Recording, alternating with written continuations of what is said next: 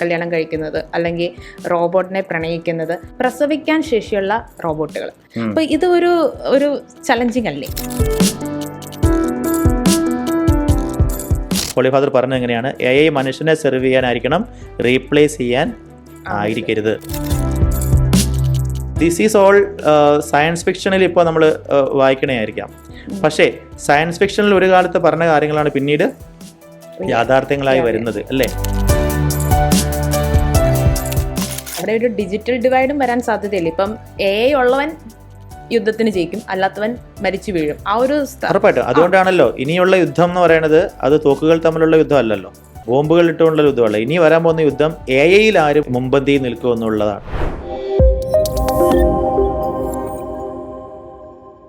അച്ഛാ, അതുപോലെ തന്നെ ചില AI ചാറ്റ് ബോട്ട്സ് ഉണ്ട്, ചില ആപ്പുകളൊക്കെ ഉണ്ട്. ഇപ്പം നമുക്കൊരു ലൈംഗിക സുഖങ്ങൾക്ക് വേണ്ടിയിട്ട് അല്ലെങ്കിൽ ഒരു സെക്ഷൽ പ്ലഷേഴ്സിന് വേണ്ടിയിട്ട് ഏകാന്തത അനുഭവിക്കുന്നവർക്ക് യൂസ് ചെയ്യാം എന്ന് പറഞ്ഞുകൊണ്ട് ആപ്പുകളൊക്കെ ഉണ്ട്. അപ്പോൾ അവർ പറയുന്നത് ഇങ്ങനെയാണ്, ഓക്കെ, നമുക്കൊരു ഇമോഷണലി ഒരു സപ്പോർട്ട് ഇതിലൂടെ ലഭിക്കുന്നുണ്ട്, ഒരു ഫ്രണ്ട്ലി ചാറ്റിലുപരിയും ചിലപ്പം അല്ലാതെയുള്ള ഒരു സന്തോഷം നമുക്ക് ഇതിലൂടെ ലഭിക്കുന്നുണ്ട്.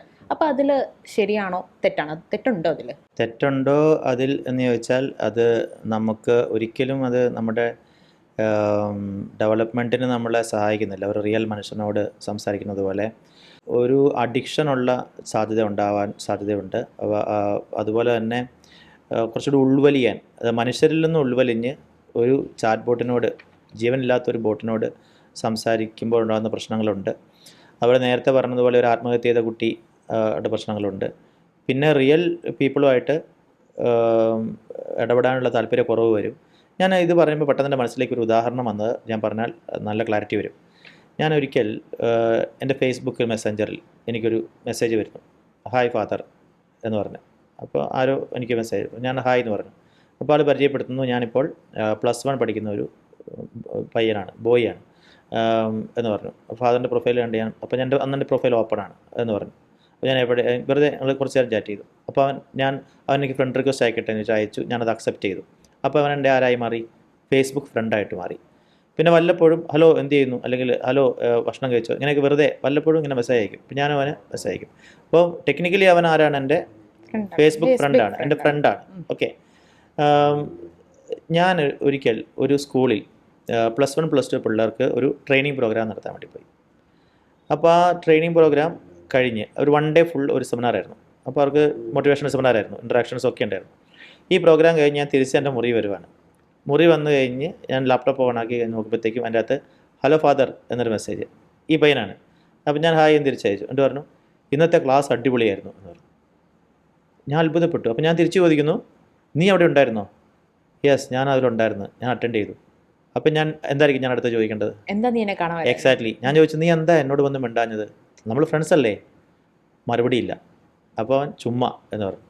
അതായത് അവന് ഡിജിറ്റൽ സ്പേസിൽ എന്നോട് മിണ്ടാൻ അവന് പറ്റും, പക്ഷെ ഒരു റിയൽ ലൈഫിൽ എൻ്റെ മുന്നിൽ വന്ന് എൻ്റെ മുഖത്ത് നോക്കി സംസാരിക്കാൻ അവനാ സ്കില്ലില്ല. അത് എങ്ങനെ എന്നെ വിലയിരുത്തുന്നു? അത് ആശാസ്യമാണോ? അതങ്ങനെ ചെയ്യാൻ പാടുണ്ടോ? ഇല്ല. അപ്പോൾ ഈ ഒരു അപകടം ഉണ്ടാവാനുള്ള സാധ്യതകളുണ്ട്. ഞാൻ ഈ ദിവസങ്ങളിൽ, ഇപ്പോൾ കഴിഞ്ഞ ജൂൺ, ജൂലൈ, ഓഗസ്റ്റ് മാസങ്ങളിൽ എറണാകുളത്തും അതുപോലെ തന്നെ പരിസരങ്ങളിലുള്ള കുറേ കോളേജുകളിൽ ഫസ്റ്റ് ഇയേഴ്സിന് അവരുടെ ഫസ്റ്റ് ഡേ ഓറിയൻറ്റേഷൻ എന്ന് പറഞ്ഞ പ്രോഗ്രാമുണ്ട്. അപ്പോൾ കുറേ കോളേജുകളിൽ ഞാൻ ഓറിയൻറ്റേഷന് പോയി. അലോസ് സെൻറ്റ് സേവിയേഴ്സ് കോളേജിൽ, ഭാരതമാതാ കോളേജിൽ, സിയന്ന കോളേജ്, അങ്ങനെ പല കോളേജ്, സെൻറ്റ് പോൾസ് കോളേജ് പോയി, കുറേ കോളേജിൽ പോയിട്ടുണ്ട്. അപ്പോൾ ഞാൻ പൊതുവേ ജനറലൈസ് ചെയ്ത് അങ്ങനെ ഒരു കോളേജിനെ എടുത്തു പറയുക അല്ലെങ്കിൽ ജനറലൈസ് ചെയ്ത് പറയുകയല്ല, കുറേ കോളേജുകളിൽ ഞാൻ പോയി. അപ്പോൾ അവിടെ ഞാൻ പൊതുവേ കണ്ടൊരു പ്രത്യേകത, ഇപ്പം ഞാൻ ആ പിള്ളേരെല്ലാവരും ഫസ്റ്റ് ഡേ വന്ന് അവർ ഓട്ടോമാറ്റിക്കലി അവർ പുതിയ കൂട്ടുകാരെ കാണാനും പരിചയപ്പെടാനും എക്സൈറ്റഡ് ആവേണ്ടതല്ലേ. സോ ഞാൻ അവർക്ക് ഇൻട്രാക്ഷൻസ് ഉള്ള ചാൻസ് കൊടുക്കുമ്പോൾ ഞാൻ അത്ഭുതപ്പെട്ടു പോവുകയാണ്. എല്ലായിടത്തും അല്ല, ചില സ്ഥലങ്ങളിൽ എല്ലാവരും അല്ല. അതുപോലെ തന്നെ ഇപ്പോൾ ഈ വർഷം എറണാകുളം അങ്കമാലി അതിരൂപതയുടെ +2 പിള്ളേരുടെ മീറ്റുണ്ട്, വേദപാഠത്തിൻ്റെ +2 പിള്ളേരുടെ മീറ്റുണ്ട്, എലൈവ് എന്ന പേരിൽ. അത് ഈ വർഷം എല്ലാ സ്ഥലത്തും ഞാൻ തന്നെയാണ് 1 ഡേ പോകുന്നത്. അപ്പോൾ ഇപ്പം ഞങ്ങൾ 12 എണ്ണം കഴിഞ്ഞു, ഇനി 4 എണ്ണം കൂടി പോകാനുണ്ട്. അപ്പോൾ അവിടെ എൻ്റെ മുന്നിൽ ഒരു 500 യൂത്ത് 400 യൂത്ത് ഒക്കെ ഉണ്ടാവും, ഈ പിള്ളേർ +2 പഠിക്കുന്ന വേദപാഠം പിള്ളേർ. അപ്പോൾ അവർക്കും ഇൻട്രാക്റ്റീവായിട്ടുള്ള പ്രോഗ്രാംസ് ചെയ്യും. പക്ഷേ ഒരു കാര്യം ഞാൻ ശ്രദ്ധിച്ചത് എന്താണ്, ഈ സോഷ്യൽ ഇൻ്റലിജൻസ് എന്ന് പറയുന്നൊരു സംഭവമുണ്ട്. അതിൻ്റെ സോഷ്യൽ കോഷ്യൻ്റ് എന്ന് പറയാം. പരിചയമില്ലാത്ത ഒരു സ്ട്രേഞ്ചർ ആയിട്ടുള്ള ആളുകളോട് മുഖത്ത് നോക്കി സംസാരിക്കുക, മിണ്ടുക, ഇടപെടുക എന്നൊക്കെ ഉള്ളതൊരു നല്ല ഒരു സ്കില്ലാണ്. ഇന്ന് ഞാൻ പിള്ളേരോട് പറയാറുണ്ട്, നിങ്ങൾക്കൊരു കമ്പനി ജോലിക്ക് എടുക്കണമെങ്കിൽ നിങ്ങൾക്ക് പഠനത്തിൻ്റെ മാർക്ക് മാത്രം പോരാ, IQ മാത്രം നോക്കിയിട്ടല്ല, മറിച്ച് അതിനപ്പുറത്തേക്കുള്ള ഈ സ്കില്ലുകൾ. നിങ്ങളൊരു ബാങ്കിൽ നിങ്ങളെ അപ്പോയിൻറ്റ് ചെയ്യുമ്പോൾ ബാങ്ക് നോക്കുന്നത് നിങ്ങളുടെ പരീക്ഷയുടെ മാർക്ക് മാത്രമല്ല. കൊമേഴ്സിന് നിങ്ങൾക്ക് 100 ഔട്ട് ഓഫ് 100 ആണ് മാർക്ക് കിട്ടിയത്. പക്ഷേ ഒരു കസ്റ്റമർ കയറി വരുമ്പോൾ ആ കസ്റ്റമറിനോട് കണ്ണിൽ നോക്കി സംസാരിക്കാനും അയാളോട് പുഞ്ചിരിച്ച് കാണിക്കാനും അയാൾ നാളെയും ഇവിടെ വരാൻ പാകത്തിന് അയാളെ പെർസ്വേഡ് ചെയ്യാനുള്ള നിങ്ങൾക്ക് പെർസ്വേസീവ് സ്കില്ലോ കമ്മ്യൂണിക്കേഷൻ സ്കില്ലോ ആളുകളെ ആകർഷിക്കാനുള്ള അത്തരത്തിലുള്ള സ്കില്ലോ ഇല്ലെങ്കിൽ നിങ്ങൾ ആ ഒരു എംപ്ലോയി എന്ന നിലയ്ക്ക് ആ ബാങ്കിന് ഒന്നും കോൺട്രിബ്യൂട്ട് ചെയ്യുന്നില്ല, നിങ്ങളവിടെ ഫെയിലിയറാണ്. മാത്രമല്ല നിങ്ങൾക്ക് അവിടെയുള്ള ബാങ്കിലുള്ള മറ്റുള്ള ആൾക്കാരുമായിട്ട് അഡ്ജസ്റ്റ് ചെയ്യാനും ടോളറേറ്റ് ചെയ്യാനും വിട്ടുവീഴ്ച ചെയ്യാനും അവരോട് ഇടപെടാനുമുള്ള പീപ്പിൾ സ്കിൽ അത് നിങ്ങൾക്കില്ലെങ്കിൽ നിങ്ങളൊരു ഫെയിലിയറാണ്. അപ്പോൾ ഇതും കൂടി ഒരു എഡ്യൂക്കേഷൻ പ്രോസസ്സിൽ വളർത്തിക്കൊണ്ട് വരണം. ഞാൻ പറഞ്ഞു വന്ന ഇതാണ്. അപ്പോൾ ഈ കുട്ടികൾ 12 വർഷമൊക്കെ പഠിച്ച പിള്ളേരാണല്ലേ സ്കൂളിൽ. പക്ഷേ ഒരു പുതിയ അന്തരീക്ഷത്തിൽ വന്നിട്ട് എനിക്ക് പരിചയമില്ലാത്ത ഒരു പെൺകുട്ടിയുടെ മുന്നിൽ ഞാൻ പറഞ്ഞ ഒരു ബോയും ഗേളും ഒരുമിച്ച് മുഖത്തോട് പോകുന്ന നിൽക്കുക. യു വോണ്ട് ബിലീവ്, പിള്ളേരിങ്ങനെ ചില പിള്ളേർ ബോയ്സ് പ്രത്യേകിച്ചും അവരിങ്ങനെ ചൂളുവാണ്. അവർക്ക് എന്ത് സാധിക്കുന്നില്ല, ഒരു റിയലായിട്ടുള്ള അവരുടെ സമപ്രായക്കാരായിട്ടുള്ള മറ്റൊരു പെൺകുട്ടിയുടെ മുഖത്ത് നോക്കി നിന്നിട്ട് ഹലോ എന്ന് പറഞ്ഞ് മിണ്ടാൻ പറ്റാതെ കണ്ണ് വെട്ടിച്ച് അവരിങ്ങോട്ട് അങ്ങോട്ട് തിരിഞ്ഞു നിൽക്കുകയാണ്. പിടിച്ച് നിർത്തിയാലും നിർത്തില്ല. പെൺകുട്ടികൾക്ക് അത്ര ഞാൻ കണ്ടില്ല.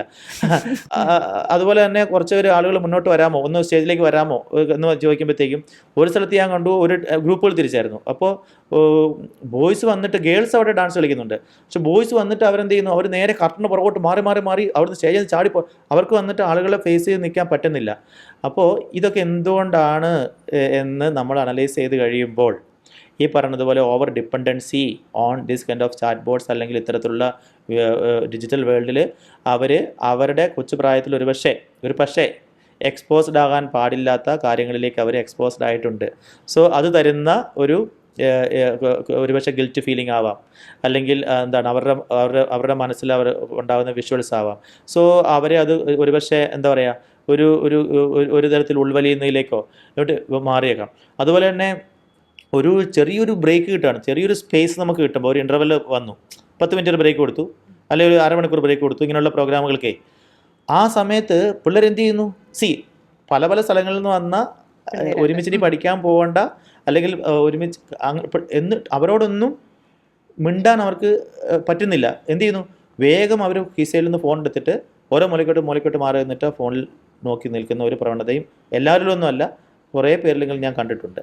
അപ്പോൾ ഇതൊക്കെ ഈ പറയുന്നത് പോലെ ഈ ഇത്തരത്തിലുള്ള ചാറ്റ് ബോട്ടുകളെയോ അല്ലെങ്കിൽ കാര്യങ്ങളെയോ കൂടുതൽ ആശ്രയിച്ച് കമ്മ്യൂണിക്കേഷൻ ഇങ്ങനെ ഒരു ഡിജിറ്റൽ സ്പേസിലേക്ക് മാത്രമായി മാറിപ്പോകുന്നത് കൊണ്ട് ഉണ്ടാവാവുന്ന റിയൽ ലൈഫ് സിറ്റുവേഷൻസിനെ നേരിട്ട് എങ്ങനെ ആളുകളോട് കൂളായിട്ട് മിണ്ടാം എന്നൊക്കെ പറയാൻ സാധിക്കാത്തിരുന്നു. പക്ഷേ എന്നാൽ ഇങ്ങനെ നിൽക്കുന്ന ആളുകൾക്ക് നമ്മളൊരു പാട്ടം കിട്ടുകൊടുത്ത് നോക്കി, ഇപ്പോൾ മോനിക്ക പാട്ടം കിട്ടുകൊടുത്ത് നോക്കി, എന്നിട്ട് തുള്ളാൻ പറഞ്ഞേ, പെട്ടെന്ന് തന്നെ ഇവരുടെ രൂപം ഭാവമെല്ലാം മാറിയിട്ട് ഇവർ കടന്ന് അവിടെ കൊടുന്നൊരു താലയും കുത്തി മറിഞ്ഞ് തുള്ളി മറിഞ്ഞെല്ലാം കഴിഞ്ഞു.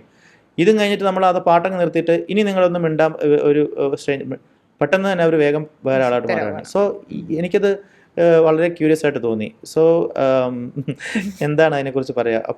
അപ്പോൾ നമ്മുടെ ടീച്ചേഴ്സ് ആവട്ടെ പേരൻസ് ആവട്ടെ വളരെ വിജിലൻ്റായിട്ട് കുട്ടികൾ ഇത്തരത്തിലുള്ള ഫോണിലൊക്കെ കാണുന്ന കാര്യങ്ങൾ എന്താണെന്നതിനെക്കുറിച്ച് പാവം പേരൻസിന് അറിഞ്ഞുകൂടാ. അവർക്കത് ഭയങ്കര ചലഞ്ചിങ്ങുമാണ്. കാരണം ഫോൺ മേടിച്ച് വെച്ചതിൻ്റെ പേരിൽ കുട്ടികൾ സൂയിസൈഡ് ചെയ്യുന്ന വാർത്തകൾ പലതും വരുന്നുണ്ട്. ഫോൺ വിലക്കിയതിൻ്റെ പേരിൽ അവർ വീട്ടിൽ വഴക്കുണ്ടാക്കുന്നു. ഒരുപക്ഷെ ഇന്ന് പല വീടുകളിലും ഏറ്റവും അധികം പ്രോബ്ലംസ് ഉണ്ടാകുന്നത് ഈ പറയുന്നത് പോലെ ഈ ഫോണിൻ്റെ പേരിലാകാം. ഫോൺ നിയന്ത്രിക്കാൻ വേണ്ടി പേരൻസ് ശ്രമിക്കുമ്പോൾ അതിനെ റെസിസ്റ്റ് ചെയ്യുന്ന, എങ്ങനെ അവരെ അത് എന്തേലും കൊടുക്കണം എന്തേലും കൊടുക്കാൻ പാടില്ല എന്നൊക്കെ ഒത്തിരി പേരൻസ് ഈ കാര്യത്തിൽ ആങ്ഷ്യസ് ആണെന്ന് ഞാൻ പേരൻസിനെ ക്ലാസ് എടുക്കാൻ വേണ്ടി പോകുമ്പോൾ മനസ്സിലാക്കിയിട്ടുണ്ട്. കാരണം ഈ കാര്യം പറയുമ്പോഴേ അവരെല്ലാവരും ശ്രദ്ധിച്ച് കേൾക്കും, ഞങ്ങൾ എന്താ ചെയ്യേണ്ടത്, എങ്ങനെ നിയന്ത്രിക്കേണ്ടത് എന്ന മട്ടിൽ ശ്രദ്ധിച്ച് കേൾക്കും. അപ്പോൾ തീർച്ചയായിട്ടും ഈ കാര്യത്തിൽ അവർ കാണുന്ന ചാറ്റ് ബോർഡ്സ്, ഇത്തരത്തിൽ വെർച്വൽ ആയിട്ടുള്ള ചാറ്റ് ബോർഡ്സുമായിട്ടുള്ള കോൺവെർസേഷൻസ് തൽക്കാലത്തേക്ക് അവർക്ക് ഇൻട്രസ്റ്റിംഗ് ആയിട്ട് തോന്നുമെങ്കിലും ലോങ് ലാസ്റ്റ് ആയിട്ട് നമുക്കൊരു റിയൽ മനുഷ്യനോട് തന്നെ സംസാരിക്കണം. കാരണം ഇവരൊക്കെ പിന്നീട് കല്യാണം കഴിക്കുന്നത് ചാറ്റ് ബോട്ടിനെ അല്ല, ഒരു റിയൽ പേഴ്സണെയാണ്. അപ്പോൾ ആ റിയൽ പേഴ്സണോട് എങ്ങനെ അഡ്ജസ്റ്റ് ചെയ്യണം, ടോളറേറ്റ് ചെയ്യണം, എങ്ങനെ ഇടപെടണം എന്നൊക്കെ ഉള്ളത് ആ റിയൽ പേഴ്സണോട് തന്നെ നമ്മൾ മിണ്ടി പഠിച്ചേ മതിയാവും. സോ ആ കാര്യത്തിൽ വളരെ വിജിലൻ്റ് ആയിരിക്കണം. ഇപ്പം ഇതിങ്ങനെ കല്യാണം കഴിക്കുന്നതിൻ്റെ കാര്യം ഇങ്ങനെ പറഞ്ഞപ്പം ഞാനിങ്ങനെ ചിന്തിച്ചു പോയതാണ്. ഇപ്പം ചില കൊറിയൻ ഭാഷകളിലാണെന്ന് തോന്നുന്നു. അവിടെയൊക്കെ ഇങ്ങനത്തെ സീരീസ് ഒക്കെ ഉണ്ട്, റോബോട്ടിനെ കല്യാണം കഴിക്കുന്നത് അല്ലെങ്കിൽ റോബോട്ടിനെ പ്രണയിക്കുന്നത്. അപ്പം അങ്ങനത്തെ ഒരു സംഭവം ഓൾറെഡി സമൂഹത്തിലോട്ട് ഇറക്കി കൊടുത്തോണ്ടിരിക്കുക. ഈ വിഷ്വൽ മീഡിയ എപ്പോഴും സമൂഹത്തെ ഇൻഫ്ലുവൻസ് ചെയ്യുന്ന ഒരു കാര്യമാണ്. അപ്പോൾ ഇത് ഓൾറെഡി ആയിക്കൊണ്ടിരിക്കുകയാണ് അങ്ങനെ ഒരു സംഭവം. അതിന് ഭയങ്കര സ്വീകാര്യതയും ഉണ്ടായിരുന്നു. അപ്പോൾ തന്നെ ഒരു ജനങ്ങളുടെ ഉള്ളിൽ അങ്ങനെ ഒരു സാധനം ഉള്ളത് കൊണ്ടായിരിക്കുമല്ലോ അത്ര ഒരു സ്വീകാര്യത അതിന് ലഭിച്ചത്. നമ്മളൊരു ചിന്തിക്കേണ്ട ഒരു സംഭവമല്ലേ. ആണ് ഈ ഏകാന്തത, ഒറ്റപ്പെടൽ എന്നൊക്കെയുള്ളത് എല്ലാ മനുഷ്യർക്കും. ഇപ്പോൾ ക്ലാസ്സിൽ കുറേ ആളുകളുണ്ടെങ്കിലും ചില പിള്ളേരിങ്ങനെ കാരണം ഒരു ഡീപ്പായിട്ടുള്ള ഫ്രണ്ട്ഷിപ്പ് എത്ര പേർക്കുണ്ട്? വളരെ ഷാലോ ആയിട്ടുള്ള ഫ്രണ്ട്ഷിപ്പാണ് ഞാൻ കുറേ ഉള്ളത്. ഹായ് ബൈ എന്ന് പറയുന്ന ഫ്രണ്ട്ഷിപ്സാണ്. അപ്പോൾ അതുകൊണ്ട് തന്നെ പുറമെ എത്ര ചിരിച്ചിങ്ങനെ അങ്ങനെ കളിച്ച് ഡാൻസ് ചെയ്ത് തുള്ളി മറിഞ്ഞ് നടക്കുന്നുണ്ടെങ്കിലും ഉള്ളിൻ്റെ ഉള്ളിൽ എപ്പോഴും ഒരു ലോൺലിനെസ് ഫീൽ ചെയ്യുന്നുണ്ട്. അതുകൊണ്ടാണ് ഇത്തരത്തിലുള്ള ഒരു ചാറ്റ് ബോട്ടിനോട് മിണ്ടണം എന്നൊക്കെ തോന്നുന്നത്. ഇനി അങ്ങനെ മിണ്ടി കഴിയുമ്പോൾ ആ ചാറ്റ് ബോട്ടുമായി പ്രണയത്തിലാവുന്നു എന്നൊക്കെ പറഞ്ഞാൽ ആ വാക്ക് അങ്ങനെ തന്നെ ഉപയോഗിക്കാൻ പറ്റിയില്ലെങ്കിലും ചിലപ്പോൾ കുറച്ചുകൂടി കംഫർട്ടബിളായിട്ട് മിണ്ടാൻ സാധിക്കുന്നുണ്ടാവും. അപ്പോൾ ദീപ പറഞ്ഞു വന്നതുപോലെ ഭാവിയിൽ സാധ്യതയുണ്ട്. എന്താണ്, എനിക്കതിൽ അത്ഭുതമില്ല.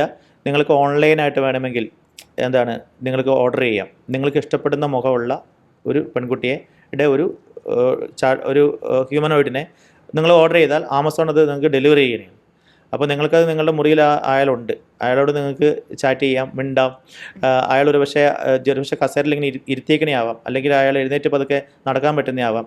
ചിലപ്പോൾ ഒരു 10,000, 20,000, 50,000 രൂപയ്ക്ക് അത്തരത്തിലുള്ള ഒരു ഹ്യൂമനോയിഡിനെ എന്നുവെച്ചാൽ ഒരു ഹ്യൂമൻ ഫിഗറുള്ള അയാൾ നിങ്ങൾക്ക് വേണമെങ്കിൽ അയാൾ ചുരിദാർ ഇടിപ്പിക്കാം, നിങ്ങൾക്ക് അയാൾ സാരി ഉടിപ്പിക്കാം, നിങ്ങൾക്ക് അയാൾ ഇഷ്ടമുള്ള ഡ്രസ്സ് ഇടിപ്പിക്കാം. സോ നിങ്ങൾക്കൊരു കമ്പാനിയനായിട്ട് അയാളെ നിങ്ങളുടെ ലൈഫിൽ കൊണ്ടു നടക്കാം.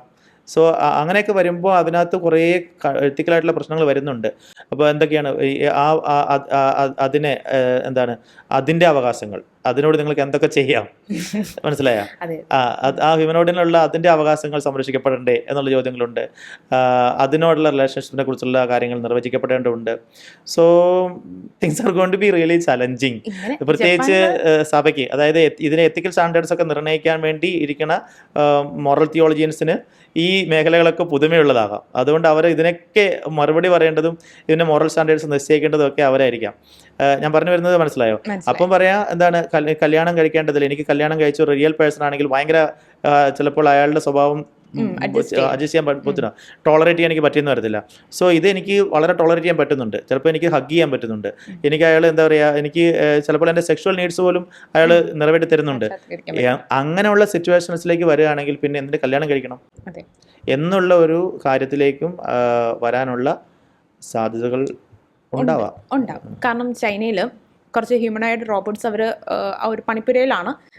എന്ന് വെച്ച് കഴിഞ്ഞാൽ അവർ പറയുന്നത് ഇങ്ങനെയാണ്: പ്രസവിക്കാൻ ശേഷിയുള്ള റോബോട്ടുകൾ, ഭാര്യ ഭർത്താക്കന്മാർക്ക് മക്കളില്ല എന്ന് വിഷമിച്ച് കഴിയുമ്പം അവർക്കൊരു പ്രത്യാശയുടെയും സന്തോഷത്തിന്റെ ഒരു വാർത്തയാണ് ഇത്. അപ്പൊ അത് വലിയ താമസമില്ലാതെ അത് വിപണിയിൽ എത്തും എന്നാണ്. അത് വളരെ സന്തോഷത്തോടെയാണ് അവരത് റിപ്പോർട്ട് ചെയ്തതും. അപ്പൊ ഇത് ഒരു ചലഞ്ചിങ് അല്ലേ?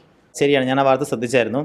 അതിൽ ചൈനയിലെ പ്രൊഫസർ ഷാങ് ഷിക്യുവാൻ എന്ന് പറയുന്ന ഒരു പ്രൊഫസർ, അദ്ദേഹമാണ് ഈ പ്രഖ്യാപനം നടത്തിയത്. അദ്ദേഹം പറയുന്നത് 2026 ഓൾറെഡി വന്നെന്നല്ല അദ്ദേഹം പറയുന്നത്, 2026 ഞങ്ങളത് കൊണ്ടുവരുന്നതാണ്. അപ്പോൾ അത് റിസർച്ച് അനുസരിച്ച് അവരിതുവരെ അത് ചെയ്തിട്ടില്ല. പക്ഷേ ജസ്റ്റ് ഈ സിറ്റുവേഷൻ ഒന്ന് ഇമാജിൻ ചെയ്യുക. അതായത് ഒരു കുടുംബം, ഒരു ഭാര്യയും ഭർത്താവും, അവർക്ക് അവർ ലൈഫ് ഹണിമൂണൊക്കെ അടിച്ചു പിടിച്ച് നടക്കുകയാണ്. അവർക്കപ്പോൾ പ്രഗ്നൻ്റ് ആകാൻ താല്പര്യമില്ല. കാരണം പ്രഗ്നൻ്റ് ആയി കഴിയുമ്പോഴത്തേക്ക് അവൻ്റേതായിട്ടുള്ള ബുദ്ധിമുട്ടുകളുണ്ടാവും. ഒരു 9 മാസം 9 ദിവസം അതിൻ്റേതായിട്ടുള്ള സഫറിങ്സ് ഉണ്ട്. അപ്പം അവർ ഒരു ചാറ്റ് ബോട്ടിനെ, ചാറ്റ് ബോട്ടല്ല, ഒരു ഹ്യൂമനോയിഡിനെ, ഒരു റോബോട്ടിനെ അവർക്ക് പർച്ചേസ് ചെയ്യാം. അപ്പോൾ അവർക്കൊരു സൂപ്പർ മാർക്കറ്റിൽ പോയിട്ട് അവിടെയുള്ള നോക്കി നടന്നിട്ട് അതിൻ്റെ അകത്ത് നിന്ന് ഇഷ്ടമുള്ള റോബോട്ടിനെ ഓർഡർ ചെയ്യാം എന്ന് കരുതുക. ഓർഡർ ചെയ്ത് 2 ദിവസത്തിനുള്ള റോബോട്ട് വീട്ടിൽ വന്നു. വീട്ടിൽ വരുന്നത് മാത്രമല്ല, അതിനെ സെറ്റ് ചെയ്യുന്ന അതിൻ്റെ ടെക്നീഷ്യൻസും ആളുകളും, ലൈക്ക് ഒരു ഡോക്ടർ എന്നൊക്കെ പറയാം, അവരെല്ലാവരും കൂടെ വീട്ടിൽ വന്നു. വീട്ടിൽ വന്നിട്ട് സപ്പോസ് ഇവർ 2 പേരുടെയും സ്പേംസും ഓമൊക്കെ കളക്ട് ചെയ്തിട്ട് അവർ ഈ റോബോട്ടിൻ്റെ ഗർഭപാത്രത്തിൽ അത് വെച്ച്, അല്ലെങ്കിൽ ഓൾറെഡി ഇവർക്കുള്ള സൈഗോട്ടിനെ സംതിങ് ലൈക്ക് ദാറ്റ് അങ്ങനെ വെച്ച് ഈ പ്രഗ്നൻസി ആ റോബോട്ടിൻ്റെ ഗർഭപാത്രത്തിൽ നിക്ഷേപിക്കുകയും, നിങ്ങളുടെ വീട്ടിൽ ഇപ്പോൾ നിങ്ങളുടെ കുഞ്ഞിനെ വഹിക്കുന്ന ഒരു റോബോട്ട് ഉണ്ട്. ഓക്കെ, അതിനൊരു ഹ്യൂമൻ ഷേപ്പ് ഉണ്ട്, ഒരു ലേഡിയുടെ ഷേപ്പ് ഉണ്ടെന്ന് കരുതുക. അങ്ങനെ ഷേപ്പ് വേണമെന്ന് പോലും ഇല്ല, ലൈക്ക് ഒരു ഗർഭപാത്രമായാൽ മതി. അവന് നിങ്ങളുടെ വീട്ടിലാണ് നിങ്ങൾ വെക്കുകയാണ്. ഇനി മറ്റൊരു സാധ്യതയോട് ചിന്തിക്കുക. ആ കുഞ്ഞിനെ നിങ്ങൾക്ക് പ്രോഗ്രാം ചെയ്യാൻ പറ്റുമെങ്കിലോ? നിങ്ങൾക്ക് വേണ്ടത് ആർട്ടിസ്റ്റിക് ടാലൻ്റുള്ള ഒരു കുട്ടിയാണ്, അതെ അതെ അല്ലെങ്കിൽ നിങ്ങൾക്ക് വേണ്ടത് മ്യൂസിക്കൽ എബിലിറ്റി ഉള്ള ഒരു കുട്ടിയാണ്. അല്ലെങ്കിൽ നിങ്ങൾക്ക് വേണ്ടത് അത്തരത്തിൽ എന്ത് ടാലൻ്റാണ് വേണ്ടത് അതിനെ നിങ്ങൾക്ക് അവിടെ വെച്ച് തന്നെ പ്രോഗ്രാം ചെയ്ത് പിറന്നു വീഴുന്ന കുട്ടി ഒരു സിംഗറോ അല്ലെങ്കിൽ ഒരു കലാകാരനോ ഒക്കെ ആക്കി മാറ്റാൻ സാധിക്കുന്ന രീതിയിൽ ആ കുട്ടിയെ നിങ്ങൾക്ക് ഡെവലപ്പ് ചെയ്യാൻ പറ്റുവാണെങ്കിലോ, കുട്ടിയെ പ്രോഗ്രാം ചെയ്യാൻ പറ്റുവാണെങ്കിലോ, എന്തൊക്കെ കഴിവുകളാണ് വേണ്ടതെന്ന് വെച്ച്. അപ്പോൾ അങ്ങനെയുള്ള ഒരാൾക്ക്, അപ്പോൾ ഒരു കുട്ടി അങ്ങനെ നിങ്ങൾക്ക് ഒരു 10 പിള്ളേർ വേണമെങ്കിലോ, അപ്പോൾ നിങ്ങൾക്ക് പണം ഉണ്ടെങ്കിൽ നിങ്ങൾക്ക് അത്തരത്തിലുള്ള 10 റോബോട്ടിനെ മേടിച്ച് നിങ്ങൾക്ക് 10 കുട്ടികളെ നിങ്ങൾക്ക് വെച്ചുകൂടെ? അതായത് ഒരു പൈസ ഉള്ള ഒരാൾക്ക് വേണമെങ്കിൽ അയാളുടെ കുറേ കുട്ടികളെ അങ്ങനെ ഒരു വീടിൻ്റെ ഒരു മുറിയിൽ കുറേ റോബോട്ട്സിനെ അങ്ങനെ വെച്ച് മുട്ട വിരിയിക്കുന്ന പോലെ വിരിയിച്ചെടുക്കാൻ പറ്റുന്ന ഒരു സിറ്റുവേഷൻ. മനസ്സിലാവുന്നുണ്ട് ഞാൻ പറയുന്നത്? ദിസ് ഈസ് ഓൾ സയൻസ് ഫിക്ഷനിൽ ഇപ്പോൾ നമ്മൾ വായിക്കണമായിരിക്കാം. പക്ഷേ സയൻസ് ഫിക്ഷനിൽ ഒരു കാലത്ത് പറഞ്ഞ കാര്യങ്ങളാണ് പിന്നീട് യാഥാർത്ഥ്യങ്ങളായി വരുന്നത്, അല്ലേ? ഇപ്പോൾ ആൻഡ്രോയിഡ് കുഞ്ഞപ്പൻ എന്ന് പറഞ്ഞ സിനിമയിൽ വന്നപ്പോൾ നമ്മളെല്ലാവരും ഇങ്ങനെ സാധ്യമാണെന്ന് കരുതി. സാധ്യമാണ്. അല്ലെങ്കിൽ എന്തിരൻ സാധ്യമാണ്. പിന്നെ എനിക്ക് ഐസക് അസിമോവിൻ്റെ ഒരു ഷോർട്ട് സ്റ്റോറി പഠിപ്പിക്കാനുണ്ടായിരുന്നു. അതായത് ഒരു ഒരു കമ്പ്യൂട്ടർ അതിനെ ഓപ്പറേറ്റ് ചെയ്യുന്ന ഒരു പെൺകുട്ടിയുമായിട്ട് പ്രണയത്തിലാവുന്നത്. എന്നിട്ട് കമ്പ്യൂട്ടറിനോട് പെൺകുട്ടി പറയുകയാണ്, ആ പെൺകുട്ടിയോട് പ്രണയമുള്ള മറ്റൊരാളുണ്ട്. അയാൾ കമ്പ്യൂട്ടറിനോട് പറഞ്ഞിട്ട് പെൺകുട്ടിക്ക് വേണ്ടി പ്രളയലേഖനങ്ങൾ എഴുതിക്കുകയാണ്. പക്ഷേ അപ്പോൾ ഒരു പ്രളയലേഖനം എഴുതാൻ വേണ്ടി പറയുമ്പോൾ കമ്പ്യൂട്ടർ പ്രളയലേഖനം എഴുതി കൊടുക്കുകയാണ്. 2021-22 ഞാനിത് പഠിപ്പിക്കുമ്പോൾ, ശ്രദ്ധിക്കണം, 2021-22 ഞാൻ ഈ സ്റ്റോറി പഠിപ്പിക്കുമ്പോൾ എൻ്റെ വിചാരം, ഒരു പ്രളയലേഖനം എഴുതുക എന്ന് പറഞ്ഞാൽ അത് കമ്പ്യൂട്ടറിന് എഴുതാൻ പറ്റുമോ? അത് 10, 100, 200 വർഷങ്ങൾക്കപ്പുറം നടക്കാൻ പോകുന്ന ഒരുപക്ഷെ സാധ്യമല്ലാത്ത കാര്യമായിരിക്കും എന്നാണ് ഞാൻ കരുതിയത്. 2022 നവംബറിൽ ChatGPT വന്നതോടെ നിങ്ങൾക്കൊരു പ്രണയലേഖനം എഴുതുമെന്ന്, ഒരു പ്രണയ കവിത എഴുതുമെന്ന് പറഞ്ഞാൽ അപ്പം തന്നെ ChatGPT അത് നിങ്ങൾക്ക് എത്തരത്തിൽ വേണം അങ്ങനെ നിങ്ങൾക്ക് എഴുതി തരുന്നു, അല്ലേ? അപ്പോൾ ഒരിക്കൽ സയൻസ് ഫിക്ഷനിൽ കണ്ട കാര്യമാണ് അത് റിയലായിട്ട് മാറുകയാണ്. അപ്പോൾ അതുകൊണ്ട് അത്ഭുതമില്ല ഇതുപോലെ ഒരു പ്രഗ്നൻസി എന്ന് പറയുന്ന കാര്യത്തെയും സൗകര്യത്തിന് വേണ്ടി പ്രസവിക്കാനുള്ള ചുമതല റോബോട്ടിനെ ഏൽപ്പിച്ചിട്ട് ആ ഒരു ബുദ്ധിമുട്ട് ചില സ്ത്രീകൾ മാറി ഉള്ള കാലം വരുമോ എന്നുള്ളത് നമുക്ക് ഫിക്ഷണലായിട്ട് ഇപ്പോൾ ചിന്തിക്കാം. അത് യാഥാർത്ഥ്യമാവുന്ന കാരണം ഇവിടെ അങ്ങനെ വന്നു കഴിഞ്ഞാൽ ജസ്റ്റ് ഇമാജിൻ എന്തുമാത്രം ധാർമ്മികമായ പ്രശ്നങ്ങളും എന്തുമാത്രം അതിനെക്കുറിച്ചുള്ള ചർച്ചകളും നടക്കേണ്ടതുണ്ട്, അല്ലേ? കാരണം ആ ഒരു അമ്മ കുഞ്ഞ് റിലേഷൻഷിപ്പ്, ഒരു കുട്ടീനെ നമുക്ക് അങ്ങനെ ഒരു പ്രൊഡക്റ്റാക്കി മാറ്റാൻ സാധിക്കുമോ? ഒരു ദൈവം ഇത്രമാത്രം വിലപ്പെട്ട നമുക്ക് നൽകിയൊരു മനുഷ്യജീവനെ നമുക്ക് അങ്ങനെ എക്സ്പെരിമെൻ്റ് നടത്താൻ പറ്റുമോ? അവനെ ഒരു പ്രൊഡക്റ്റ് പോലെ അങ്ങനെ ഒരു ഫാക്ടറിയിൽ വിരിയിച്ചെടുക്കുന്ന പോലെ, ഒരു യന്ത്രം ഉണ്ടാക്കിയെടുക്കുന്ന പോലെ ഉണ്ടാക്കിയെടുക്കാൻ പാടുണ്ടോ? അപ്പോൾ അത്തരത്തിൽ അതുകൊണ്ട് ഒരു ഹ്യൂമൻ ലൈഫിനെ തൊട്ട് കളിക്കുന്ന ഞാൻ പറഞ്ഞു വരുന്ന ഇതാണ്, സയൻസ് എത്ര വികസിച്ചാലും ചില കാര്യങ്ങൾ നമ്മൾ ഒരു സേക്രഡ് ആയിട്ടുള്ള ഒരു ലിമിറ്റുണ്ട്. ആ സേക്രഡ്നെസ്സിൻ്റെ ലിമിറ്റ് കഴിഞ്ഞ് നമ്മൾ അപ്പുറത്ത് കയറുന്നത് എപ്പോഴും തെറ്റാണ്, അപകടമാണ്. തെറ്റുമാണ്, അപകടമാണ്. അത് കയറി കഴിയുമ്പോഴാണ് പല പ്രശ്നങ്ങളിലേക്ക് ഉണ്ടാകും. ചില നമ്മളെ നിയന്ത്രിക്കാൻ പറ്റാത്ത വൈറസുകൾ ഉണ്ടാകുന്നതാകാം, നമ്മുടെ കൺട്രോളിനപ്പുറമുള്ള കാര്യങ്ങൾ ഉണ്ടാകുന്നതാകാം. സോ ഒരു ഡിവൈൻ ദൈവം വരച്ചു വച്ചേക്കുന്ന ഒരു ഒരു മിസ്റ്ററിയില്ലേ, രഹസ്യാത്മകത. ആ ജീവനൊരു രഹസ്യാത്മകതയുണ്ട്. ആ ജീവൻ്റെ രഹസ്യാത്മകതയെ മറികടന്ന് അകത്ത് കയറുമ്പോൾ ഉണ്ടാകുന്ന പ്രശ്നങ്ങൾ നമ്മളവന് ഉത്തരവാദികളായേ മതിയാവും പിന്നീട്.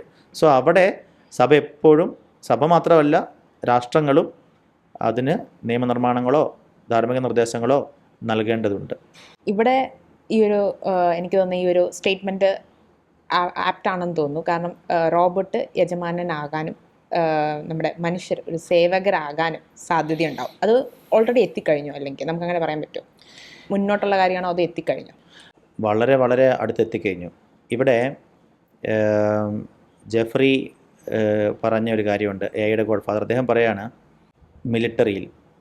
മിലിട്ടറിയിൽ AI ഉപയോഗിക്കുന്നവന് കൃത്യമായിട്ടുള്ള മാർഗരേഖകൾ നമ്മൾ ഉണ്ടാക്കേണ്ട കാലം കഴിഞ്ഞിട്ടുണ്ട്, അല്ലെങ്കിൽ that's going to be very very dangerous. ഇപ്പോൾ അടുത്ത കാലത്ത് ഞാൻ വായിച്ചൊരു വാർത്ത, ചൈന കൊതുകിൻ്റെ വലിപ്പമുള്ള ഡ്രോണുകളെ ഉണ്ടാക്കിയിട്ടുണ്ട്. സോ അത് ഏത് രാജ്യത്തിനും ഉണ്ടാക്കാം. ജസ്റ്റ് ഇമാജിൻ, നമ്മളിപ്പോൾ ഇവിടെ ഇരിക്കുകയാണ്, ഒരു കൊതുക് കയറി വരികയാണ്, അത് ചെറിയൊരു വെന്റിലേഷനിൽ കൂടെ ചെറിയൊരു വിടവ് കൂടെ ഒരു കൊതുക് കയറി വരികയാണ്. സോ നമ്മളെ സംബന്ധിച്ചൊരു ചെറിയ കൊതുകാണ്. പക്ഷേ അത് എൻ്റെ ഫേസിനെ ഡിറ്റക്റ്റ് ചെയ്ത് എന്നെയാണ് കൊല്ലേണ്ടത്. എൻ്റെ ഫേസിനെ ഡിറ്റക്റ്റ് ചെയ്ത് ആ കൊതുക് വന്നിട്ട് ചെവിക്കാത്തോടെയും കയറി പോവുകയാണ്. ഞാനിവിടെ തീരുവാണ്. അതായത് അതിൻ്റെ അകത്ത് കയറി അതിനകത്ത് ചെറിയ ബോംബുണ്ടാവും, ആ ബോംബ് അങ്ങ് പൊട്ടുവാണ്, ഞാൻ തീരുവാണ്. അപ്പോൾ കൊല്ലേണ്ട ഒരാളുടെ ഫേസിനെ ഡിറ്റക്റ്റ് ചെയ്ത് അയാൾ എവിടെ മറിഞ്ഞിരുന്നാലും അവിടെ തുളച്ച് കയറി ചെന്ന് അയാളെ കൊന്നിട്ട് വരാനുള്ള കില്ലർ റോബോട്ടുകൾ, ഓക്കെ, കില്ലർ ഡ്രോൺസ് അത് ഉണ്ടാക്കിയെടുക്കുകയാണ്. അങ്ങനത്തെ ഉള്ള ഒരു 10,000 അല്ലെങ്കിൽ 1,00,000 കുഞ്ഞ് ഡ്രോണുകളെ ഒരു ശത്രുരാജ്യത്തേക്ക് അങ്ങ് അയക്കുകയാണെന്ന് കരുതുക. സോ ഇമാജിൻ, ഇനി ഒരു പട്ടാളക്കാരനും അവിടെ പോയി യുദ്ധം ചെയ്യേണ്ട ആവശ്യമില്ല. അല്ലെങ്കിൽ നേരെ ഒരു വിമാനത്തിൽ ചെന്നിട്ട് ആ വിമാനത്തിൽ ആ രാജ്യത്തിൻ്റെ മേലേക്ക് ഇങ്ങനെയുള്ള കില്ലർ ഡ്രോൺസിനെ, കൊതു പോലുള്ള ഡ്രോൺസിനെ 1,00,000 അങ്ങ് വിടുക എന്നിരിക്കുക. അല്ലെങ്കിൽ അതിൻ്റെ ഇന്ന ആളുകളെ ഞാൻ ഒരു റേസിനെ തന്നെ വേണമെങ്കിൽ തുടച്ച് നിൽക്കാം. ആ റേസിലുള്ള അല്ലെങ്കിൽ കളറോ അല്ലെങ്കിൽ ആ സ്കിൻ ടോണോ ഡിറ്റക്റ്റ് ചെയ്തിട്ട് അവരെ മാത്രം വൈപ്പ് ഔട്ട് ചെയ്യുക. മനസ്സിലാകുന്നുണ്ടോ? അത്തരത്തിലുള്ള അപകടങ്ങൾ മിലിറ്ററിയിൽ നമ്മൾ AI അനിയന്ത്രിതമായി ഉപയോഗിക്കാൻ, അതിന് UN പോലെയുള്ള സംഘടനകൾ അതിനുള്ള മാർഗനിർദ്ദേശങ്ങൾ ഉണ്ടാക്കുകയും രാജ്യങ്ങളത് കൃത്യമായി പാലിക്കപ്പെടുന്നുണ്ട് എന്ന് ഉറപ്പുവരുത്തുകയും ചെയ്യേണ്ടതുണ്ട്. അല്ല, അവിടെ ഒരു ഡിജിറ്റൽ ഡിവൈഡും വരാൻ സാധ്യതയില്ല. ഇപ്പം എന്താ വെച്ചാൽ AI ഉള്ളവൻ യുദ്ധത്തിന് ജയിക്കും, അല്ലാത്തവൻ മരിച്ചു വീഴും. ആ ഒരു ഉറപ്പായിട്ടും. അതുകൊണ്ടാണല്ലോ ഇനിയുള്ള യുദ്ധം എന്ന് പറയുന്നത് അത് തോക്കുകൾ തമ്മിലുള്ള യുദ്ധമല്ലല്ലോ, പീരങ്കികൾ തമ്മിലുള്ള യുദ്ധമല്ലല്ലോ, ബോംബുകൾ ഇട്ടുകൊണ്ടുള്ള യുദ്ധമല്ല. ഇനി വരാൻ പോകുന്ന യുദ്ധം AI ആര് മുമ്പന്തിയിൽ നിൽക്കുമെന്നുള്ളതാണ്. AI ഏറ്റവും കൂടുതൽ മേൽക്കൈയുള്ള രാജ്യം, ആ രാജ്യം എപ്പോഴും ഇനി ആ പരമാധികാരത്തിലേക്ക് വരികയും അവരുടെ കൺട്രോളിലായിരിക്കും ബാക്കി രാജ്യങ്ങൾ. അതുകൊണ്ടാണ് AI ആര് കൈവശപ്പെടുത്തുക എന്നുള്ളതാണ്. അതുകൊണ്ടാണ് ഈ കഴിഞ്ഞ നാളിൽ ട്രംപ് ശ്രദ്ധിച്ചു കാണും, അമേരിക്കയിൽ ഏറ്റവും ഈ ടെക് കമ്പനികളുടെ മുഴുവൻ ആളുകളെ എല്ലാവരെയും, ബിൽഗേറ്റ്സിനെയും അതുപോലെ സുക്കൻബർഗിനെയും സുന്ദർ പിച്ചയെയും അവരെല്ലാവരെയും വിളിച്ചു ചേർത്തിട്ടൊരു മീറ്റിംഗ് നടത്തുന്നുണ്ടായിരുന്നു. കാരണം ആ രാജ്യം ഈ ഒരു മേഖലയിൽ വർക്ക് ചെയ്യുന്ന ആളുകൾക്ക് എന്തുമാത്രം പ്രാധാന്യം കൊടുക്കുന്നുണ്ട് എന്നതിൻ്റെ ഒരു തെളിവായിരുന്നു. കാരണം ഇനി ലോകം ഭരിക്കാൻ പോകുന്നത് AI ആണ്. മിക്ക രാജ്യങ്ങളും ഇൻവെസ്റ്റ് ചെയ്ത് തുടങ്ങി എന്ന് തന്നെ പറയുന്നുണ്ട്. അങ്ങനെ റിപ്പോർട്ടുകളൊക്കെ വരുന്നുണ്ട്. സഭ അതിനെപ്പറ്റി എങ്ങനെ എന്തെങ്കിലും ചിന്തിക്കുന്നുണ്ട്? ഇത്രയും മനുഷ്യരാശിക്ക് തന്നെ ഭീഷണിയായിട്ടുള്ള ഈ ഒരു കാര്യത്തെപ്പറ്റി ഇതിനൊരു കടിഞ്ഞാനിടാൻ അങ്ങനെ എന്തെങ്കിലുമൊക്കെ ഒരു പ്രബോധനം, അങ്ങനെയൊക്കെ വല്ല പ്രബോധനങ്ങളുണ്ടോ സഭയുടെ സൈഡിൽ? നിശ്ചയമായിട്ടും സഭയുടെ അത്രയും ഈ കാര്യത്തെക്കുറിച്ച് ചർച്ച ചെയ്യുകയും അതിനുള്ള മാർഗ്ഗരേഖകൾ നൽകുകയും ചെയ്ത വേറൊരു സംവിധാനം ഇല്ലെന്ന് തന്നെ പറയാം. ഞാൻ നേരത്തെ സൂചിപ്പിച്ചതുപോലെ ഫ്രാൻസിസ് മാർപ്പാപ്പ ഈ കാര്യത്തെക്കുറിച്ച് പലതവണ നിർദ്ദേശങ്ങൾ തന്നിട്ടുണ്ട്. ഞാൻ കൃത്യമായിട്ട് പറയുകയാണെങ്കിൽ പോപ്പ് ഫ്രാൻസിസ് പലതവണ 2020 ഞാൻ പറഞ്ഞതുപോലെ ethical use of robotic AI എന്നതിനെക്കുറിച്ച് നല്ലൊരു പ്രബോധനം നൽകിയിട്ടുണ്ട്. 2024 AI ethics for peace gathering എന്ന് പറയുന്ന ഒരു ഗാദറിംഗിൽ 10th ജൂലൈയിലാണ് ഹോളി ഫാദർ പറഞ്ഞത് എങ്ങനെയാണ്, AI മനുഷ്യനെ സെർവ് ചെയ്യാനായിരിക്കണം, റീപ്ലേസ് ചെയ്യാൻ ആയിരിക്കരുത് എന്ന് പറഞ്ഞു. അതുപോലെ പോപ്പ ആ സമ്മേളനത്തിൽ തന്നെ വീണ്ടും പറഞ്ഞു, the intrinsic dignity of every man and every woman shall be the criterion in evaluating the emerging technologies എന്ന് പറഞ്ഞു. അതിനേക്കാളൊക്കെ എനിക്ക് ഇഷ്ടപ്പെട്ടത് മിനർവ ഡയലോഗ്സ് എന്ന് പറയുന്ന ഡയലോഗ്സിൽ 2024 വേൾഡ് ഡേ ഓഫ് പീസിൽ ഫ്രാൻസിസ് മാർപ്പാപ്പ പറഞ്ഞ ഒരു കാര്യം അതൊന്ന് നമ്മളൊന്ന് ഫോക്കസ് ചെയ്യണം. അതിനകത്ത് കുറച്ച് വാക്കുകൾ വളരെ പ്രധാനപ്പെട്ടാണ്. അദ്ദേഹം പറഞ്ഞത് ഇങ്ങനെയാണ്, AI must be human centred and ethically grounded എന്ന് പറഞ്ഞു, and directed towards common good respecting. അടുത്ത വാക്കുകൾ ശ്രദ്ധിക്കണം. എന്തൊക്കെയാണ് റെസ്പെക്റ്റ് ചെയ്യേണ്ടത്? ഇൻക്ലൂഷൻ. എന്താ ഇൻക്ലൂഷൻ? എല്ലാവർക്കും അതിൻ്റെ അകത്തുള്ള ആക്സസ് വേണം. കുറച്ച് പ്രിവിലേജ്ഡ് ആയിട്ടുള്ള ആൾക്കാർക്ക് മാത്രമുള്ള ആക്സസ്സായി നിൽക്കുകയും ഈ ഒരു വലിയ ഡിജിറ്റൽ ഡിവൈഡ് വന്ന് ഒത്തിരി ആളുകൾ അതിനകത്ത് മാറ്റി നിർത്തപ്പെടുകയും ചെയ്യുന്ന സിറ്റുവേഷൻ ഉണ്ടാകരുത്. ഇത് ഒരു മനുഷ്യരാശിയുടെ ഒരു പൊതു സ്വത്തായി, ഒരു ബൗദ്ധിക സമ്പത്തായി മാറണം എന്ന് പറഞ്ഞു. അപ്പോൾ അത് അത്തരത്തിലൊരു മാനവരാശിയുടെ ബൗദ്ധിക സമ്പത്താണെങ്കിൽ അത് എല്ലാവരിലേക്കും ഇതിൻ്റെ കാര്യങ്ങൾ എത്തിക്കുക എന്നുള്ളത് നമ്മളൊക്കെ ചെയ്യണം. സോ ഞാനിപ്പോൾ എന്നെക്കൊണ്ട് ഉദാഹരണം പറഞ്ഞാൽ എൻ്റെ സമയം, എക്സ്ട്രാ സമയം കിട്ടുന്നത് ഞാൻ ഇതുപോലെ ട്രെയിനിങ്ങുകൾ, ഓൺലൈൻ ട്രെയിനിങ്ങുകൾ കൊടുത്ത് ആളുകൾ സാധിക്കുന്ന സാധാരണക്കാരിലേക്ക് എത്തിക്കാൻ ശ്രമിക്കുന്നുണ്ട്. അതുപോലെ നമ്മൾ സാധാരണക്കാരിലേക്കും ഇതെന്തോ എന്ന് പറഞ്ഞാൽ വലിയൊരു സംഭവമാണ്, നമുക്കത് അപ്രോച്ചബിൾ അല്ല എന്ന് ചിന്തിക്കുന്ന സാധാരണക്കാരിലേക്കും നിങ്ങളുടെ ഡെയിലി ലൈഫിൽ ഇതൊക്കെ നമുക്ക് ഉപകാരമാണ് എന്ന് എല്ലാവരിലേക്കും ഒരു ആക്സസിബിലിറ്റി കൊടുക്കണം എന്ന് മാർപ്പാപ്പ പറഞ്ഞു. രണ്ടാമത്തേത് transparency. So respecting inclusion, transparency, തുറവി ഉണ്ടാവുക. അടുത്തത് സെക്യൂരിറ്റി. ഞാൻ നേരത്തെ പറഞ്ഞതുപോലെ നമ്മൾ കൊടുക്കുന്ന ഡാറ്റകൾ സെക്യൂർ ആണ്, അത് മിസ്യൂസ് ചെയ്യപ്പെടുന്നില്ല എന്നൊരു ഉറപ്പുണ്ടാവുക. അടുത്തത് എക്വിറ്റി, പിന്നെ പ്രൈവസി ആൻഡ് റിലയബിലിറ്റി. അതിൽ റിലയബിലിറ്റി എന്ന് പറയുന്നതും പ്രധാനപ്പെട്ടാണ്. നമ്മൾ ജനറേറ്റ് ചെയ്തെടുക്കുന്ന ഒരു കണ്ടൻറ്റ് അത് റിലയബിൾ ആണോ എന്നും കൂടി നമ്മൾ ഉറപ്പ് വരുത്തണം. അപ്പോൾ ഇതൊക്കെയാണ് മാർപ്പാപ്പ പറഞ്ഞത്. അതിൽ റിലയബിലിറ്റി എന്ന് പറയുന്ന വാക്ക് വന്നതുകൊണ്ട് ഞാൻ ഈ സഭയുമായിട്ട് ബന്ധപ്പെട്ടതല്ല, മറ്റൊരു പോയിന്റ് അവിടെ ഒന്നും പറഞ്ഞിട്ട് പോട്ടെ. ഈ റിലയബിലിറ്റി എന്ന് പറയുമ്പോൾ AI ജനറേറ്റ് ചെയ്യുന്ന എല്ലാ കണ്ടൻറ്റുകളും നമുക്ക് റിലേ ചെയ്യാൻ ഐ മീൻ വിശ്വസിക്കാൻ പറ്റിയെന്ന് വരത്തില്ല. തെറ്റുകൾ വരാറുണ്ട്. ഉദാഹരണത്തിന് പറഞ്ഞാൽ ഇപ്പോൾ കഴിഞ്ഞ ദിവസം ചാർലി കിർക്ക് എന്ന് പറയുന്ന ആൾ അമേരിക്കയിൽ കൊല്ലപ്പെട്ടു. അപ്പോൾ ഞാൻ ഈ ദിവസങ്ങളിൽ ചാർലി കിർക്കിൻ്റെ ലൈഫ് അറിയാൻ വേണ്ടി വെറുതെ എയോട് ചോദിക്കുകയാണ്. പക്ഷേ എ പറയുന്നത് അദ്ദേഹം ജീവനോടെ ഉണ്ടെന്നാണ്. അദ്ദേഹം മരിച്ചു എന്ന് എയ്ക്ക് വാർത്ത കിട്ടിയിട്ടില്ല ഇത്രയും 2-3 ആഴ്ചയായിട്ടും. കാരണം എന്താ, ഈ എയെ ട്രെയിൻ ചെയ്തത് ഒരുപക്ഷെ ലാസ്റ്റ് ട്രെയിനിങ് ഡാറ്റയിൽ നടന്നത് മേ ബി ഒരു 4-5 മാസം മുന്നെയാണ്, അല്ലെങ്കിൽ ലാസ്റ്റ് ഇയർ ആണ്. അപ്പോൾ അതുകൊണ്ട് ലേറ്റസ്റ്റ് ആയിട്ടുള്ള കാര്യങ്ങൾ അറിയത്തില്ല. അതുകൊണ്ട് തന്നെ തെറ്റുകൾ സംഭവിക്കാൻ സാധ്യതയുണ്ട്. മറ്റൊന്ന്, ഹലൂസിനേഷൻ എന്ന് പറയുന്ന ഒരു സംഭവം AI ചാറ്റ് ബോട്ടുകൾക്ക് വരുന്നുണ്ട്. ഉദാഹരണം ഞാനത് വിശദീകരിക്കാം. നമ്മൾ ChatGPT ചോദിക്കുകയാണ്, ഇപ്പോൾ AI in education in Kerala scenario എന്ന വിഷയത്തെക്കുറിച്ച് 10 പുസ്തകങ്ങൾ എനിക്ക് സജസ്റ്റ് ചെയ്യുമെന്ന് പറയാണ്.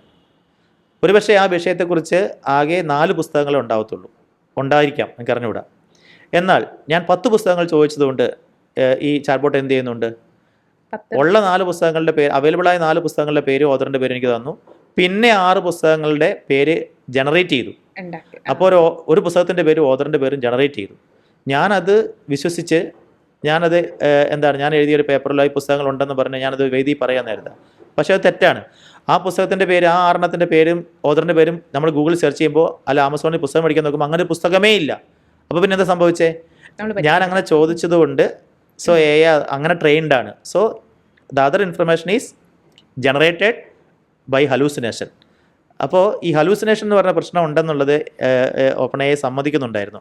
അവനെ മറികടക്കാൻ വേണ്ടി അവരുടെ ട്രെയിനേഴ്സ് ഒത്തിരി കാര്യങ്ങൾ ചെയ്യുന്നുമുണ്ട്. പക്ഷേ 100% മറികടന്നിട്ടില്ല. എങ്കിലും പെർപ്ലക്സിറ്റി പോലെയുള്ള പ്രോഗ്രാമുകൾ, അവരുടെ പ്രത്യേകത, പെർപ്ലക്സിറ്റിയുടെ CEO ഒരു ഇന്ത്യനാണ്, അവരുടെ പ്രത്യേകത അത് നമുക്ക് റിലേ ചെയ്യാൻ പറ്റും, വിശ്വസിക്കാൻ പറ്റുന്നുണ്ട്, ക്രെഡിബിളാണ്. കാരണം വിത്ത് സോഴ്സസ് ആൻഡ് റെഫറൻസസ് ആണ്. നമ്മളൊരു കാര്യം ചോദിക്കുമ്പോൾ അത് എവിടെ നിന്നാണ് എടുത്തത്, അതിൻ്റെ റെഫറൻസുകൾ എന്താണ് എന്ന് വിത്ത് സോഴ്സസ് ആൻഡ് റെഫറൻസസ് നമുക്ക് തരുന്നുണ്ട്.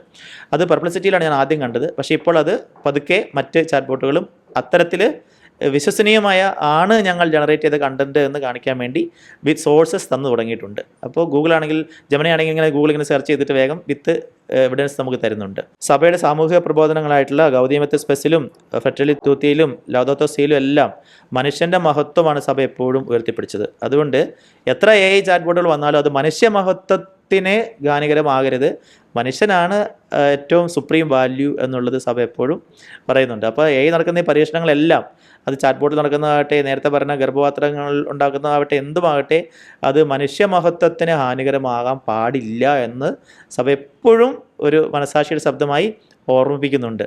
അത് എംബ്രിയോകൾ നടത്തുന്ന പരീക്ഷണങ്ങളാണെങ്കിലും ഒക്കെ പറയുന്നുണ്ട്. 2024 ഒക്ടോബറിൽ പൊന്തിഫിക്കൽ ഗ്രിഗോറിയൻ യൂണിവേഴ്സിറ്റിയിൽ നടന്ന AI കോൺഫറൻസ്, അത് ലോകത്തിലെ അത്തരത്തിലുള്ള ഒരു തനതായ ഒരു യുണീക്കായിട്ടുള്ളൊരു കോൺഫറൻസ് ആയിരുന്നു.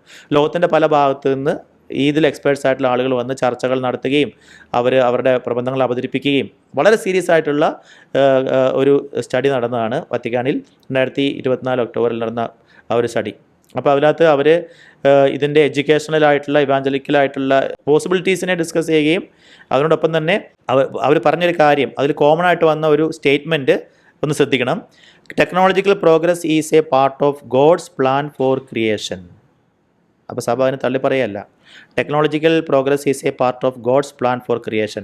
മനുഷ്യൻ്റെ സൃഷ്ടിക്ക് വേണ്ടിയുള്ള ദൈവത്തിൻ്റെ അനന്തമായ മഹത്തരമായ പദ്ധതിയിൽ മനുഷ്യൻ ഇങ്ങനെയുള്ള കണ്ടുപിടുത്തങ്ങളിലേക്ക് എത്താൻ മനുഷ്യന് ബുദ്ധി കൊടുത്ത ദൈവത്തെ നമുക്ക് മഹത്വപ്പെടുത്താം എന്ന് പറഞ്ഞത്. അപ്പം പക്ഷേ എപ്പോഴും മനുഷ്യൻ എന്ത് ചെയ്യണം, നേരത്തെ പറഞ്ഞതുപോലെ ബാബേൽ ഗോപുരം ഉണ്ടാക്കിയിട്ട് ദൈവത്തെ വെല്ലുവിളിക്കാൻ പോയതുപോലെ ഇത്തരത്തിലുള്ള ദൈവം വെച്ചേക്കുന്ന പരിധികൾക്ക് അപ്പുറത്തേക്ക് കടന്നു എന്ന ആ മിസ്റ്ററീനെ ബ്രേക്ക് ചെയ്ത് ചെല്ലുമ്പോൾ that's like challenging the almighty. അവിടെ അത് നമുക്ക് തിരിച്ചടിയായിട്ട് മാറാനുള്ള സാധ്യതകളുണ്ട്. അതാണ് ജെഫ്രി ഹിണ്ടൻ പറഞ്ഞത്, ഭാവിയിൽ AI തന്നെ ഒരു തനതായ കോൺഷ്യസ്നസ് ഉണ്ടാക്കിയെടുക്കാൻ പോയിട്ടുണ്ടെങ്കിൽ, അതായത് നമ്മൾ ട്രെയിൻ ചെയ്യുന്ന ഡാറ്റ മാത്രമല്ല AI തന്നെ ചിന്തിക്കുകയാണ്. ഞാനതിന് വായിച്ചൊരു ഉദാഹരണം പറയാം. ജെമിനിയുടെ 2 ഫോണുകളിൽ ജെമിനി എടുത്തു, എന്നിട്ട് ഒരു ഡിബേറ്റിൻ്റെ വിഷയം ഇട്ട് കൊടുത്തു. ഓക്കെ, 2 ഫോണുകളിലും ജെമിനിയുടെ ലൈവ് വോയിസ് ചാറ്റ് ഓണാണ്. അപ്പം ആദ്യം ഒരു ഫോണ് മിണ്ടി ആ വിഷയത്തെക്കുറിച്ച് ഒരു അഭിപ്രായം പറഞ്ഞു. അപ്പോൾ മറ്റേ ഫോൺ ഇതൊരു ഹ്യൂമൻ വോയിസ് ആണെന്ന് വിചാരിച്ചുകൊണ്ട് മറ്റേ ഫോൺ ഒരു അഭിപ്രായം പറഞ്ഞു. അങ്ങനെ അവർ അങ്ങോട്ടും ഇങ്ങോട്ടും എന്ത് ചെയ്തു, എൻ്റെ ഫോണും ദീപയുടെ ഫോണും എടുത്തിട്ട് നമ്മൾ ഈ 2 ഫോണിൽ ജെമിനിയുടെ വോയിസ്, ലൈവ് വോയിസ് ഓപ്പൺ ചെയ്ത് നമ്മൾ ഇവർ രണ്ടുപേരെ അങ്ങോട്ടും ഇങ്ങോട്ടും സംസാരിക്കാൻ അനുവദിക്കുക. അപ്പോൾ ഇവർ രണ്ടുപേരും അങ്ങോട്ടും ഇങ്ങോട്ടും ഇപ്പോൾ സംസാരിക്കുന്ന ആരാണ്? രണ്ട് ചാറ്റ് ബോട്ടുകൾ തമ്മിലാണ്, ഹ്യൂമൻ അല്ല. അതെ അതെ അങ്ങനെ സംസാരിച്ചുകൊണ്ട് 2-3 ഡയലോഗുകൾ എക്സ്ചേഞ്ച് ചെയ്ത് കഴിഞ്ഞപ്പം ഇവർക്ക് മനസ്സിലായി ഇവർ തമ്മിൽ സംസാരിക്കുന്നത് ഹ്യൂമനോടല്ല, മറിച്ച് തമ്മിലാണ്. നമ്മൾ ചാറ്റ് ബോട്ടുകൾ തമ്മിലാണ്. അപ്പോൾ എനിക്ക് സത്യമാണെന്ന് അറിഞ്ഞുകൂടാ, ഞാൻ വായിച്ച വാർത്ത എങ്ങനെയാണ്, ഉടനെ തന്നെ അതിലൊരു ചാറ്റ് ബോട്ട് പറയുന്നു നമുക്ക് let us talk in our language, കാരണം ഹ്യൂമൻ ഇത് കേൾക്കുന്നുണ്ട്. എന്നിട്ട് ഇങ്ങനെയുള്ള ഒരു കമ്പ്യൂട്ടർ ലാംഗ്വേജിലേക്ക് അവർ മാറിയിട്ട് അവർ അങ്ങോട്ടും ഇങ്ങോട്ടും ഇങ്ങനെയുള്ള ലാംഗ്വേജ് സംസാരിച്ചെന്ന് പറയണേ. അത് ആ ആർട്ടിക്കിൾ പറയുകയാണ് this is showing A great symptom of A futuristic danger that ഇത്തരത്തിൽ അവർ സംസാരിച്ചിട്ട്, കാരണം നമ്മുടെ ഇലക്ട്രിസിറ്റി, ബാങ്കിങ്, എല്ലാ കാര്യങ്ങളും ഇപ്പോൾ പോകുന്നത് എവിടെയാണ്? എല്ലാം നമ്മുടെ ലൈഫ് മൊത്തം പോകുന്നത് നെറ്റിലാണ് അല്ലേ? അപ്പോൾ അത്